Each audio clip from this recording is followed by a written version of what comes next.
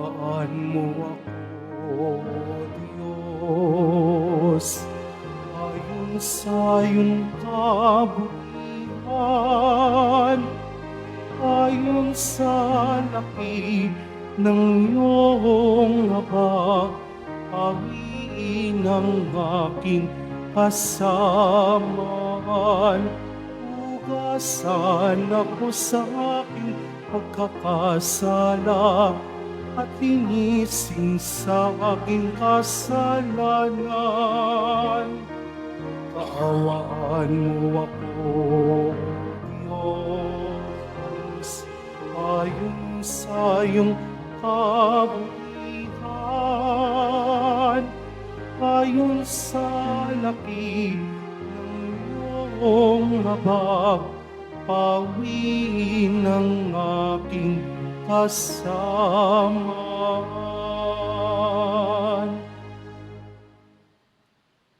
Sa ngalan ng Ama at ng Anak at ng Espiritu Santo, Amen. ang pagpapala ng ating Panginoong Hesukristo, ang pag-ibig ng Diyos Ama, at ang pakipagkaisa ng Espiritu Santo, naway sumainyong lahat.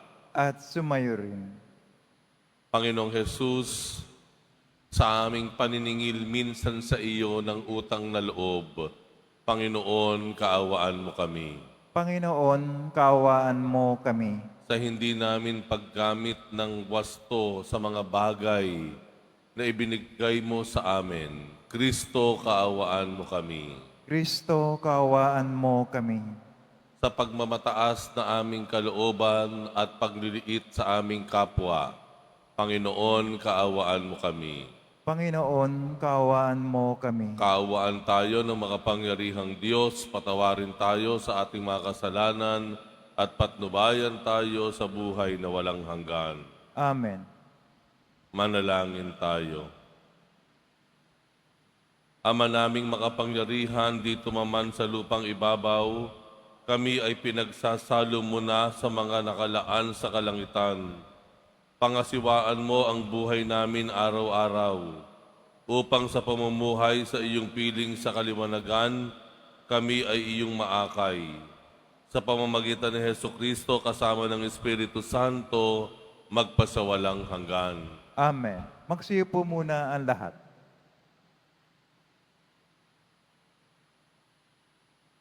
Pagbasa mula sa aklat ni Propeta Mikas.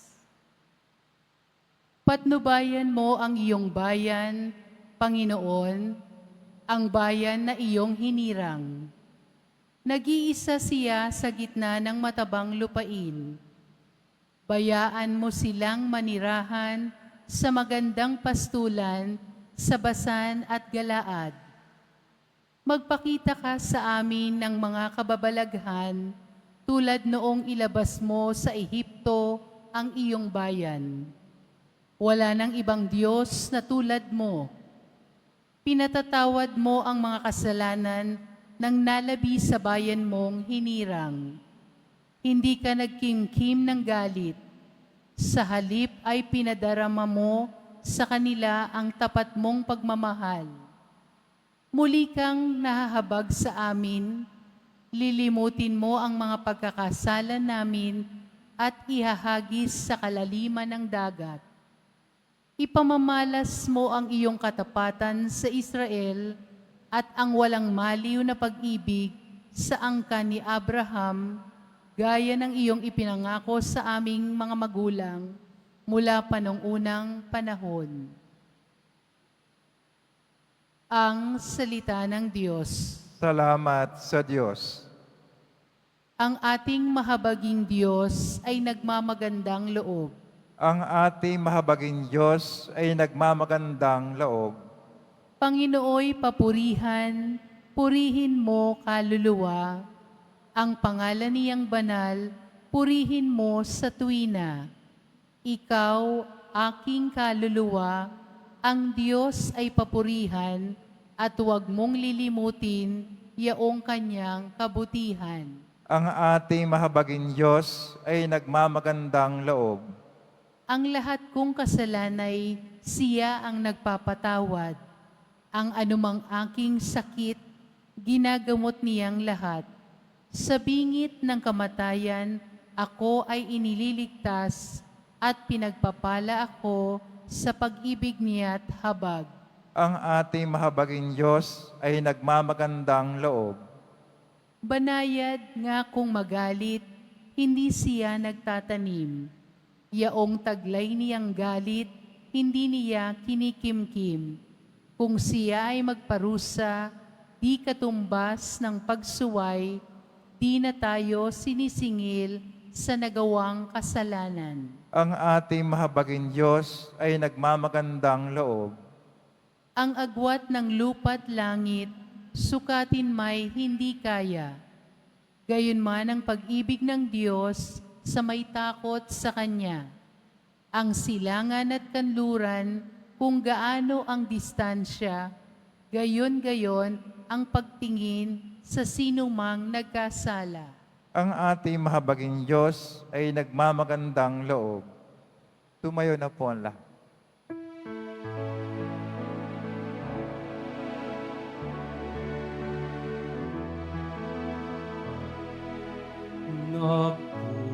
Nagpupuri kami sa'yo, Panginoong Jesucristo. Nagpupuri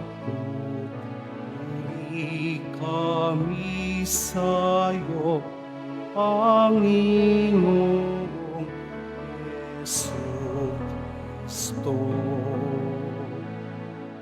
Babalik ako sa Ama at aamuin ko siya.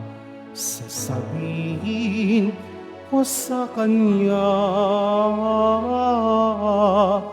ako po ay nagkasala sa Diyos at sa iyong pagsinta.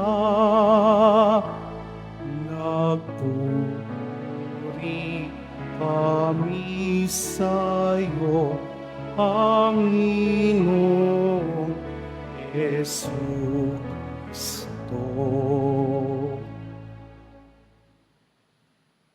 Sumainyo ang Panginoon. At sumayo rin. Ang mabuting balita ng Panginoon ayon kay San Lucas. Papuri sa iyo, Panginoon.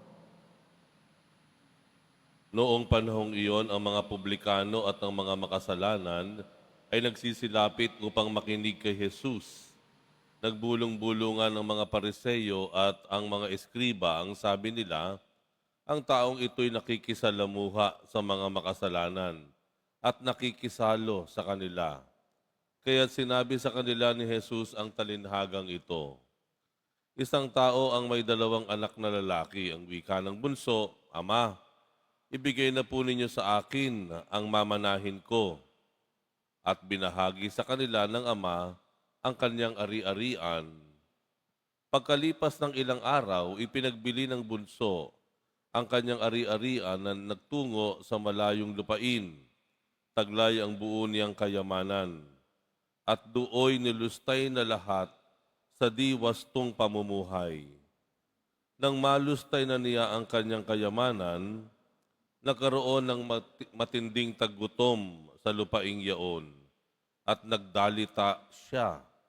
Kaya't namasukan siya sa isang mamamayan ng lupaing yaon.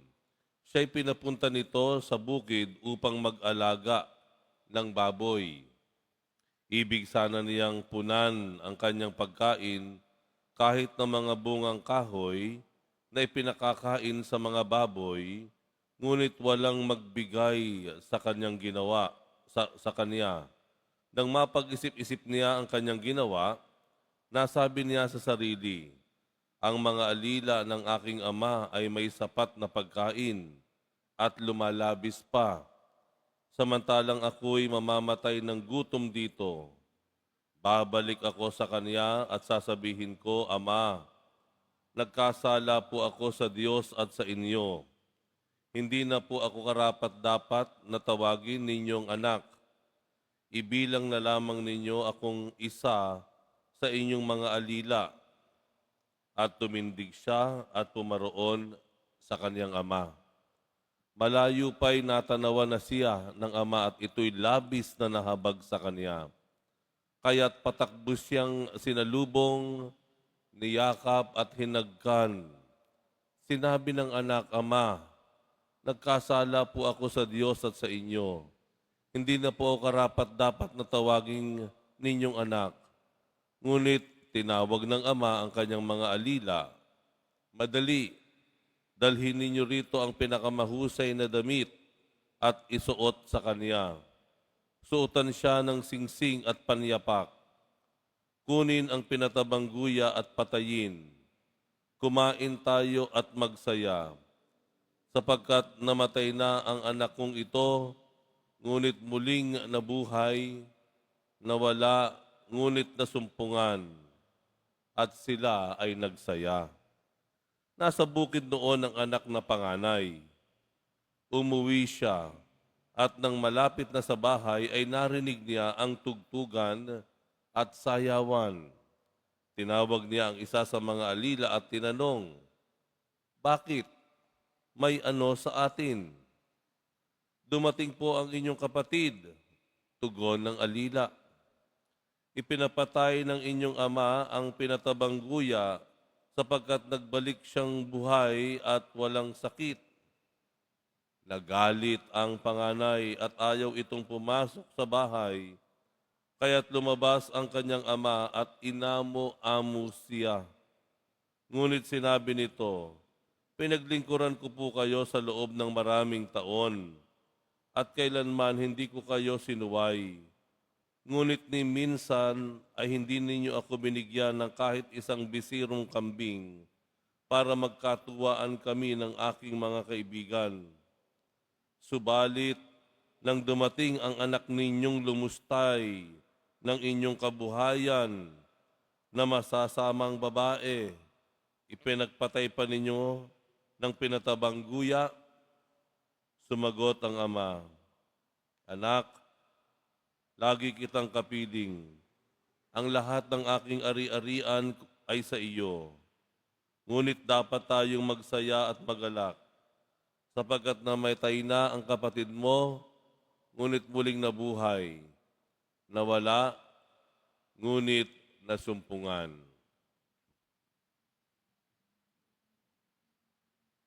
Ang mabuting balita ng Panginoon. Pinupuri ka namin, Panginoong Kristo. Magsiupo muna ang lahat.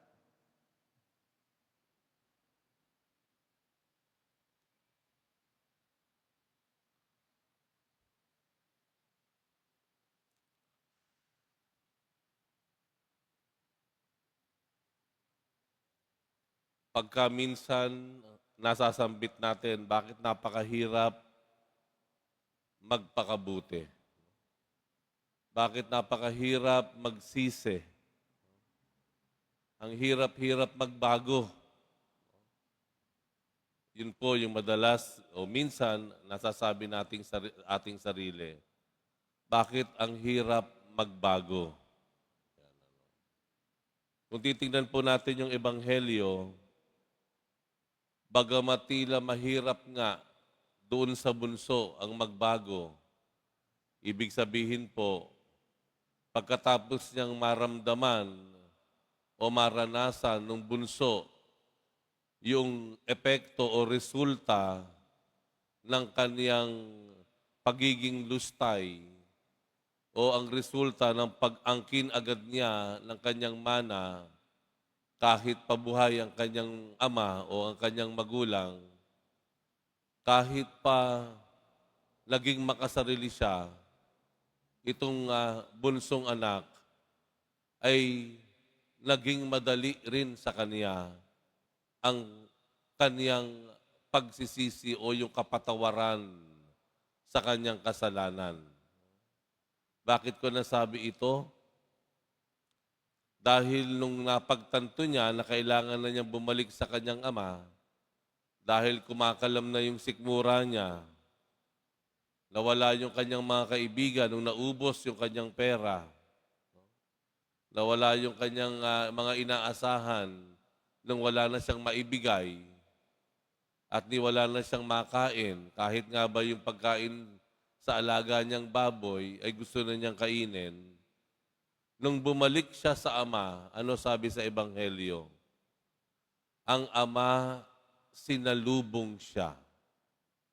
Hindi na niya kailangang dumating sa bahay nila o kumatok sa kanilang pintuan. Yung ama, sinalubong siya, malayo pa man siya sa kaniyang tahanan. Yun ang sinabi sa Ebanghelyo. Bakit nagawa? Bakit nangyari na natanggap na niya yung kanyang kapatawaran, malayo pa man siya sa kanyang tahanan? Dahil ayon sa Ebanghelyo, yung ama niya laging nakatanaw sa malayo. Naghihintay sa kanyang pagbabalik. Mahirap makatanggap ng kapatawaran? Hindi po. Dahil kung meron man na may gusto ng kapatawaran, ay ito ay walang iba kundi ang Diyos. Malayo pa man tayo, tinatakbo na niya tayo. Tandaan po natin, tumakbo yung Ama, hindi dahil nagpaliwanag na siya o lumuhod na siya, humingi ng tawad at nagmakaawa. Hindi po. Tumakbo yung Ama kahit wala pang naririnig sa Kanya. Tinakbo siya. Ay, gusto ko pong ilarawan nyo sa isip nyo ang Diyos na tumatakbo papunta sa iyo. Akalain mo yon? Pinatakbo natin ang Diyos. Pinatakbo niya, ito yung nag-iisang larawan ng Diyos na tumatakbo. Alam natin ang Diyos, ginawa niya ang lahat ng sanglilikha. Ginawa niya ang lahat ng ating nakikita sa ibabaw ng lupa, sa himpapawid, sa ilalim ng dagat. Pero ito lang po ang larawan ng isang Diyos na tumatakbo. Hindi siya tumatakbo sa kahit ano pang kadahilanan. Halimbawa, tumatakbong papalapit sa atin para igawad, ipataw ang kaparusahan. Hindi po.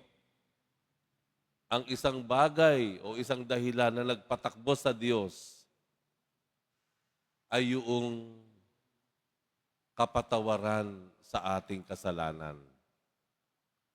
Yung habag niya sa atin. Yung unawa ng Diyos. Nasabi nga kung titingnan natin yung Ebanghelyo, hindi na nga natin kailangang magsalita. Dahil malayo pa tayo sa Kanya.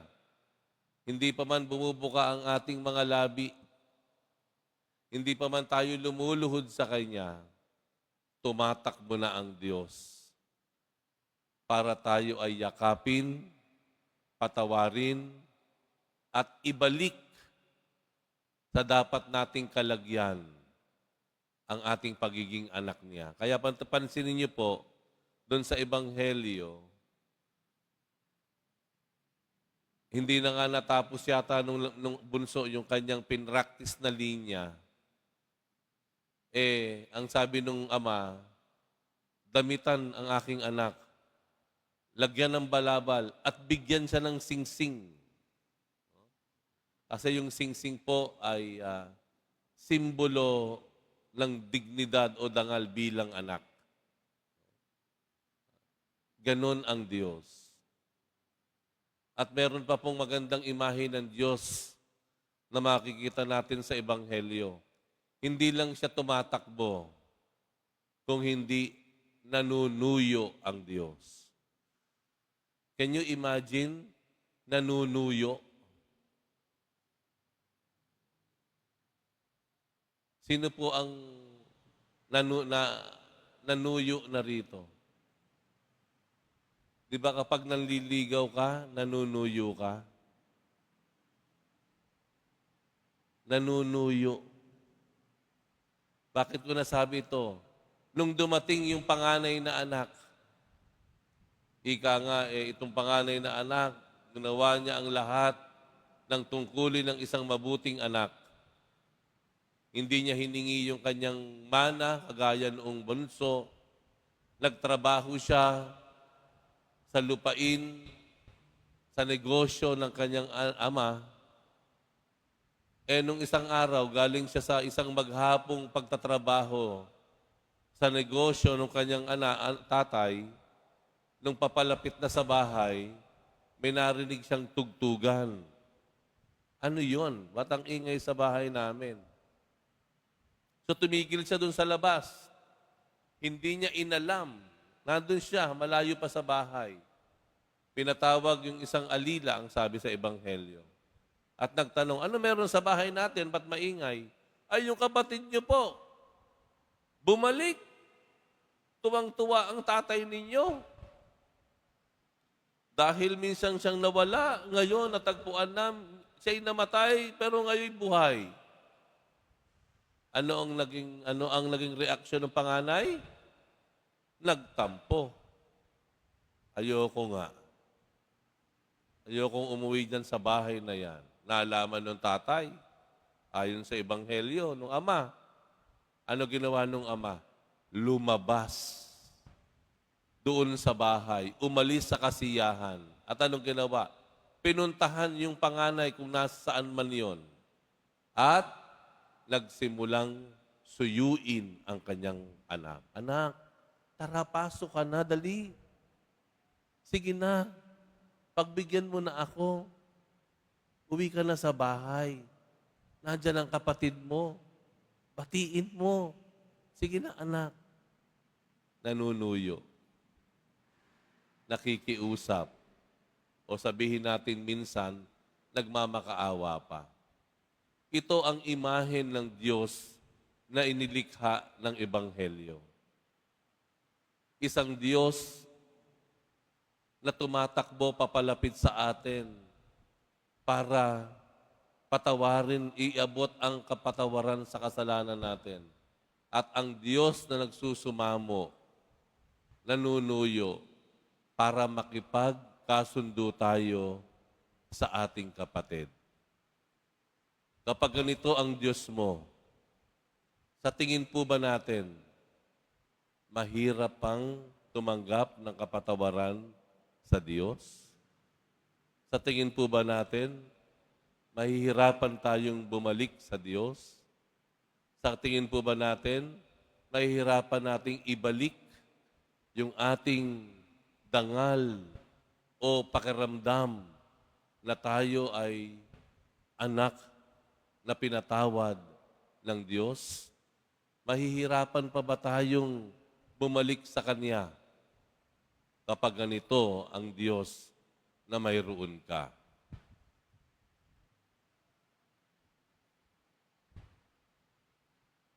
Tumayo na po ang lahat.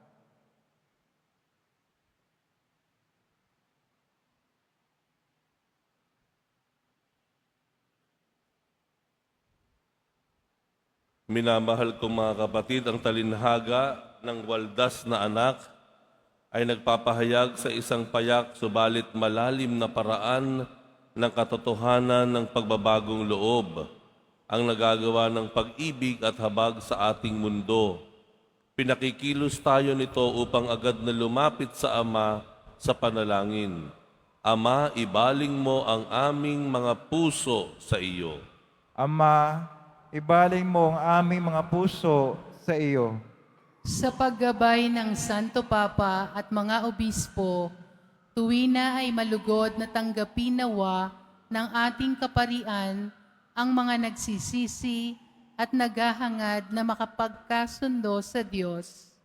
Manalangin tayo. Ama, ibaling mo ang aming mga puso sa iyo.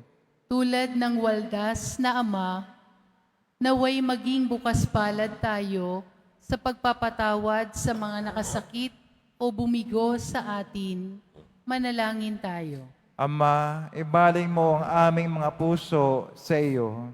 Ang mga kasapi ng pamilya na may alitan sa isa't isa, naway mas piliin ang magpatawad at makipagkasundo, manalangin tayo. Ama, ibaling mo ang aming mga puso sa iyo.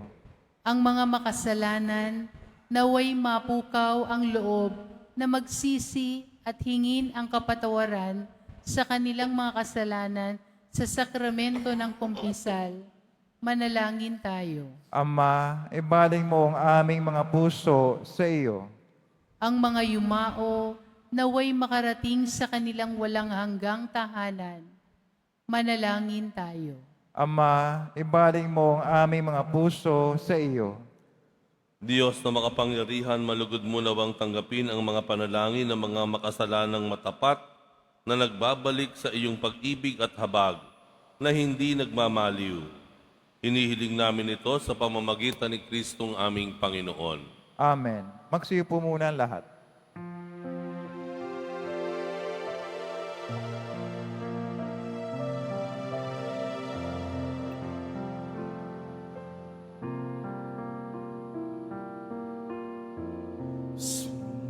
Sumasamo kami sa'yo, marapat inyaring alay. Panginoon, tanggapin mo itong alak at tinapay.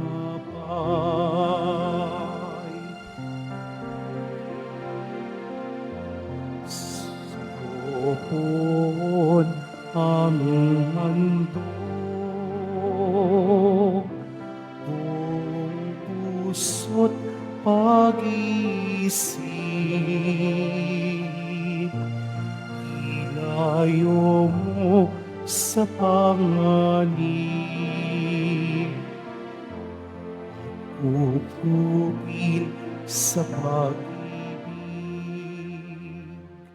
Manalangin kayo mga kapatid upang ang paghahain natin ay kalugdan ng Diyos amang makapangyarihan. Tanggapin nawa ng Panginoon itong paghahain sa iyong mga kamay, sa kapurihan at karangalan, sa ating kapakinabangan at sa buong sambayang banal. Ama naming lumikha sa ginanap naming pagdiriwang ngayon, pangyarihin mo ang kaligtasan sa ami iyong iniuukol upang pagtimpiin kami nito sa pagmamalabis at akayin kami sa kaloob mong pagsagip sa pamamagitan ni Hesukristo kasama ng Espiritu Santo magpasawalang hanggan. Amen. Sumainyo ang Panginoon. At sumayo rin, Itaas sa Diyos ang inyong puso at diwa. tinaas na namin sa Panginoon. Pasalamatan natin ang Panginoong ating Diyos. Marapat na siya ay pasalamatan. Ama naming makapangyarihan, tunay ngang marapat na ikaw ay aming pasalamatan sa pamamagitan ni Hesukristo na aming Panginoon. Sa pagbabakasakali mong kami bubuti, isinugo mo si Hesukristo upang pangunahan kami. Bilang pagsunod sa iyong atas na bigay, ipinahayag ng iyong anak ang iyong kalooban na ang mga api at dukha ay kanyang damayan. Ngayon ay iyong inihahandog ang pagkakataong aming maisaloob ang kanyang ganap at kusang paglilingkod upang sa iyo ay lagi kaming makasunod. Kaya kaisa ng mga anghel ang sisiawit ng papuri sa iyo, nang walang humpay sa kalangitan, kami nagbubuni sa iyong kadakilaan. Santo, Santo, Santo, Panginoon Diyos na mga hukbo, napupuno ang langit at lupa ng kadakilaan mo, o sana sa kaitaasan. Pinagpala na paririto sa ngalan ng Panginoon, o sana sa kaitaasan. Magsulod po ang lahat. Ama naming banal, ikaw ang bukalang tanang kabanalan, kaya't sa pamamagitan ng Espiritu, gawin mong banal ang kaloob na ito upang para sa aming maging katawan at dugo ng aming Panginoong Hesukristo.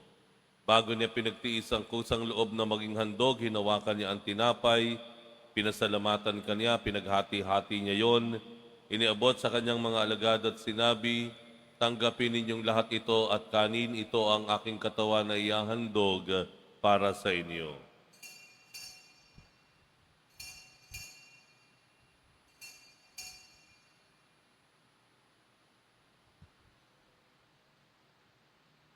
Gayun din naman, nung matapos ang hapunan, hinawakan niya ang kalis, muli kaniyang pinasalamatan, iniabot niya ang kalis sa kaniyang mga alagad at sinabi, tanggapin ninyong lahat ito at inumin, ito ang kalis ng aking dugo, ng bago at walang hanggang tipan, ang aking dugo na ibubuhos para sa inyo at para sa lahat, sa ikapagpapatawad ng mga kasalanan. Gawin ninyo ito sa pag-alala sa akin.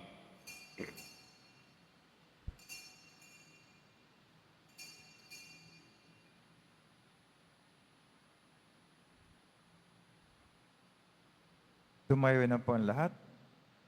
Ipagmunyi natin ang misteryo ng pananampalataya. Kristo'y namatay, si Kristo'y nabuhay, si Kristo'y babalik sa wakas ng panahon. Ama, ginagawa namin ngayon ang pag-alala sa pagkamatay at muling pagkabuhay ng iyong anak, kaya tiniaalay namin sa iyo ang tinapay ng bibigay buhay at ang kalis na nakakaloob ng kaligtasan. Kami nagpapasalamat dahil kami iyong minarapat na tumayo sa harap mo para maglingkod sa iyo. Isinasamo namin kaming magsasalo-salo sa katawan at dugo ni Kristo ay mabuklod sa pagkakaisa sa pamamagitan ng Espiritu Santo. Amalingapin mo ang iyong simbahang laganap sa buong daigdig. Puspusin mo kami sa pag-ibig kay San Francisco na aming Santo Papa at ni Jose na aming Arsobispo at ang Tanang Kaparian. Alalahanin mo rin mga kapatid naming nahimlay na may pag-asang sila'y muling mabubuhay, gayon din ang lahat ng mga pumanaw. Kaawaan mo sila at patuloyin sa iyong kaliwanagan. Kaawaan mo at pagindapatin kaming lahat na makasalo sa iyong buhay na walang wakas, kaisa na mahal na Birheng Maria na Ina ng Diyos, ng kabiyak ng puso niyang si San Jose, kaisa ng mga apostol at ang lahat ng mga banal na namuhay dito sa daigdig ng kalugod-lugod sa iyo. Maipagdiwang nawa namin ang pagpupuri sa ikararangal mo sa pamamagitan ng iyong anak na aming Panginoong Hesukristo. Sa pamamagitan ni Kristo, kasama niya at sa Kaniya, ang lahat ng parangal at papuri ay sa iyo, Diyos amang makapangyarihan, kasama ng Espiritu Santo, magpasawalang hanggan. Amen. Idalangin po natin na hindi lang tayo maging masunuring mga anak ng Diyos, kundi tayo rin po ay maging magalang at nagmamalasakit na kapatid sa ating kapwa. Ama namin, sumasalangit ka, sambahin ang ngalan mo, mapasa amin ang kaharian mo, sundin ang loob mo dito sa lupa para nang sa langit. Bigyan mo kami ngayon ng aming kakanin sa araw-araw at patawarin mo kami sa aming mga sala para ng pagkapatawad namin sa nagkakasala sa amin. At huwag mo kami pahintulot sa tukso at iadya mo kami sa lahat ng masama.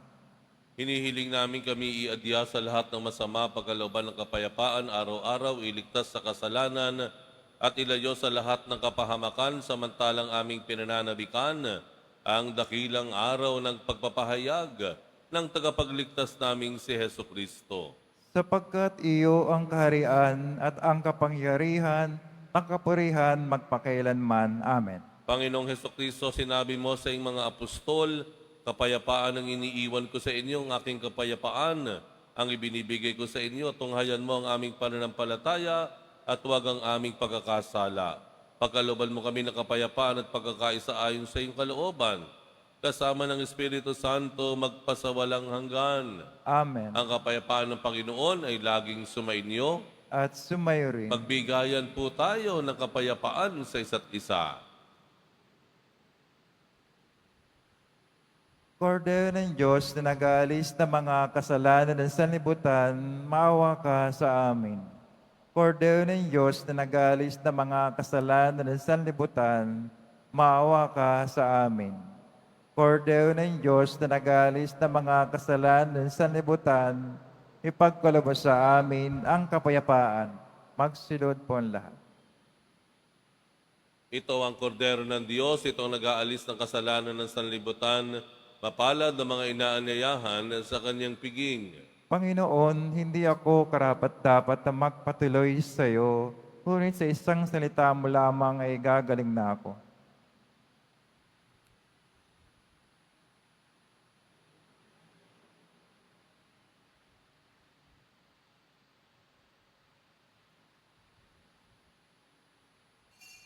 Para sa lahat ng tatanggap ng banal na komunyon, sasagot po tayo ng Amen pagkasabi ng pare o lay minister ng katawan ni Kristo at isubo agad si bibig bago umalis sa panampare o lay minister. Sumunod po tayo.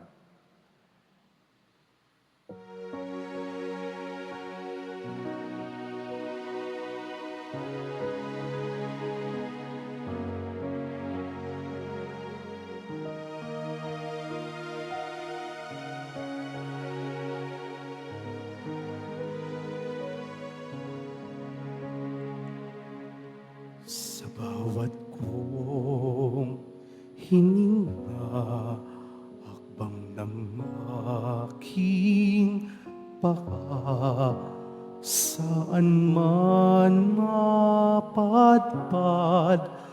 poon nariyan ka tuwing na sa bawat kong salita, laman ng puso't diwa, isip ko't kalooban,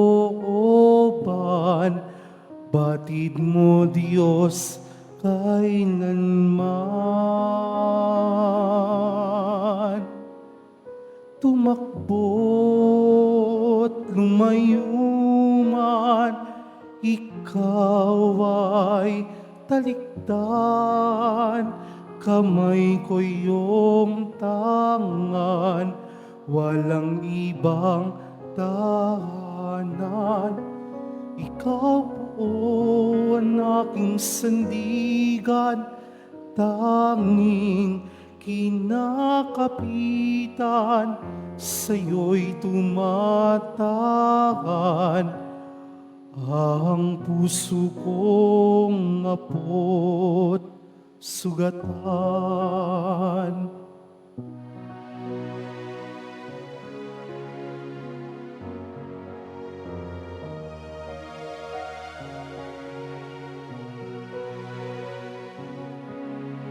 Sa bawat kong bigati, takot, apis at hikbi, pag-ibig mo'y pinapawi, lungkot ng pagkasawi. Sa bawat kong hangarin, puso na nanalangin, ang lahat yung diringgin, amang mahabagin. Tumakbo't lumayo man, ikaw ay talikdan, kamay ko iyong tangan, walang ibang tahanan. Ikaw po ang aking sandigan, tanging kinakapitan, sa'yo'y tumatahan ang puso kong apo't sugatan.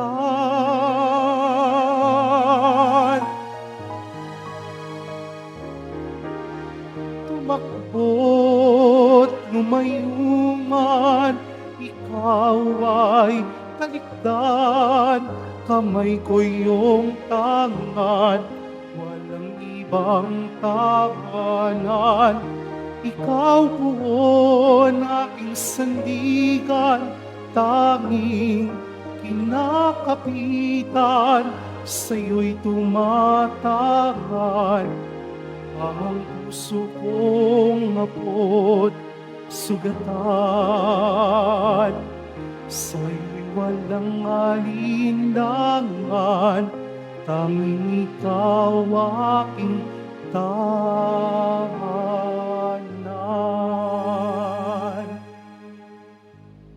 Inihandog po ng programang Home Base Plus ang mga kwento ng himala ng Poong Jesus Nazareno.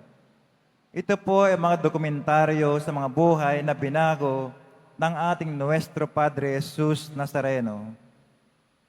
Mapapanood po ito bukas, Linggo, sa ganap na ika-6 ng umaga sa GMA 7. Gayon din para sa mga nais pagbahagi ng kanilang mga kwento ng himala ng Nazareno, mangyari na mag-email sa himala-ng-nazareno@gmail.com. Inanyayahan po ang lahat na sumubaybay.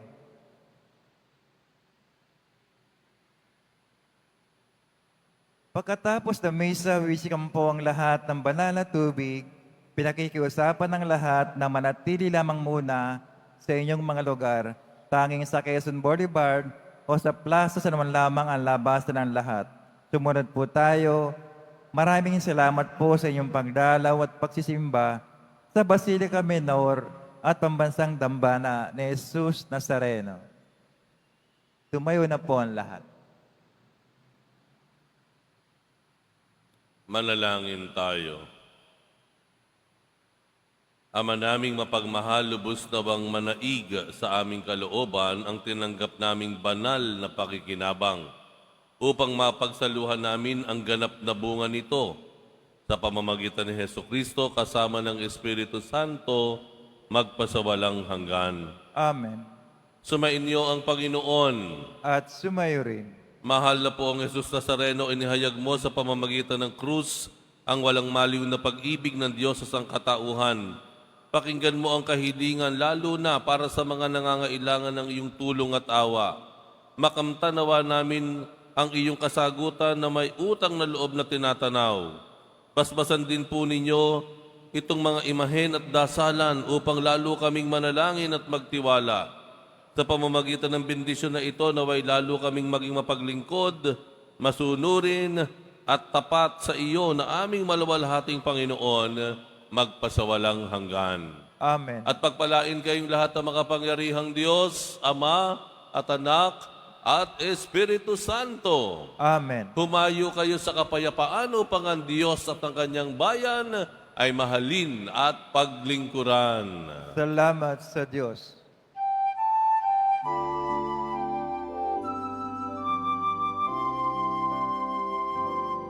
Nuestro Padre Jesus Nazareno, sinasamba ka namin. Pinipinto ka namin. Aral mo ang aming buhay at kaligtasan. Padre Jesus Nazareno, iligtas mo kami sa kasalanan. Ang krus mo kinamatayan ay sagisag ng aming kaligtasan. Nuestro Padre Jesus Nazareno, dinarangal ka namin. Nuestro Padre Jesus Nazareno, inuwalhati ka namin. Nuestro Padre Jesus Nazareno, inarangal ka namin. Nuestro Padre Jesus Nazareno, inulwalhati ka namin.